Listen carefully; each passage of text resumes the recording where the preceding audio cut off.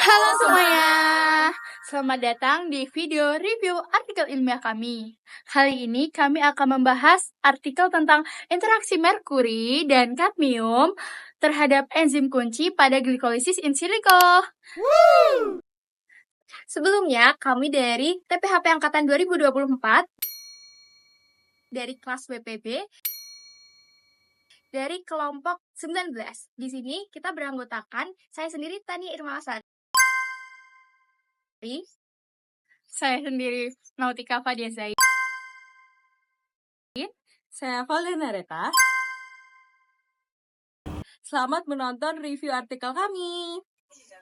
Artikel ini meneliti bagaimana dua logam berat, yaitu merkuri juga kadmium, dapat berinteraksi dengan enzim-enzim penting dalam proses glikolisis.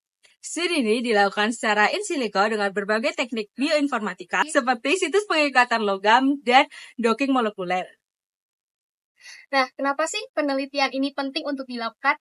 Jadi, glikolisis merupakan jalur utama dalam proses metabolisme energi. Jadi, jika jalur ini terganggu karena interaksi dengan logam berat, maka untuk proses pembentukan energi dalam tubuh akan terganggu. Jadi, bagaimana sih penelitian ini dilakukan dan bagaimana hasilnya? Mari kita lihat lebih lanjut. Glikolisis adalah proses metabolisme yang mengubah glukosa menjadi energi dalam bentuk ATP. Proses ini sangat penting karena ATP sendiri merupakan sumber energi bagi sel loh. Namun, beberapa faktor dapat mengganggu proses ini loh. Contohnya dengan adanya logam berat seperti merkuri dan kadmium. Merkuri dan kadmium dapat ditemukan dalam limbah industri. Dan apabila masuk ke dalam tubuh kita akan berinteraksi dengan enzim glikolisis yang nantinya akan mengganggu aktivitas glikolisis tersebut loh. Dan pada akhirnya akan menghambat proses produksi energi.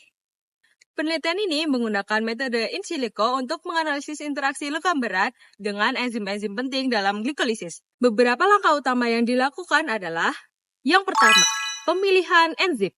Enzim-enzim kunci dalam glikolisis diperoleh dari RCSB databank, yaitu yang pertama, glikokinase, heksokinase, juga piruvat kinase. Yang kedua, persiapan data. Struktur enzim ini diolah menggunakan program Chimera 1.15 untuk menghilangkan ligan alami dan prediksi situs pengikatan logam, metal ion binding site, prediction, dan docking server. Yang ketiga, analisis interaksi. Interaksi logam dengan enzim dianalisis untuk melihat residu asam amino mana yang dapat berikatan dengan merkuri juga kadmium. Hasil dari docking ditemukan bahwa merkuri lebih reaktif daripada kadmium. Hal ini dapat dijelaskan bahwa jari-jari merkuri lebih besar dibandingkan dengan kadmium, sehingga merkuri memiliki kemampuan untuk melepas elektron yang lebih besar dibandingkan kadmium. Pelepasan elektron ini menyebabkan merkuri lebih mudah berinteraksi dibandingkan dengan kadmium. Kemudian, merkuri banyak berinteraksi dengan residu sistein yang berikatan kuat dengan gugus tiol, yang hal tersebut menyebabkan aktivitas enzim menjadi terganggu atau enzim menjadi tidak aktif. Kadmium lebih banyak berinteraksi dengan residu glutamat dan juga histidin. Namun, interaksinya tidak sekuat merkuri dengan juga residu sistein.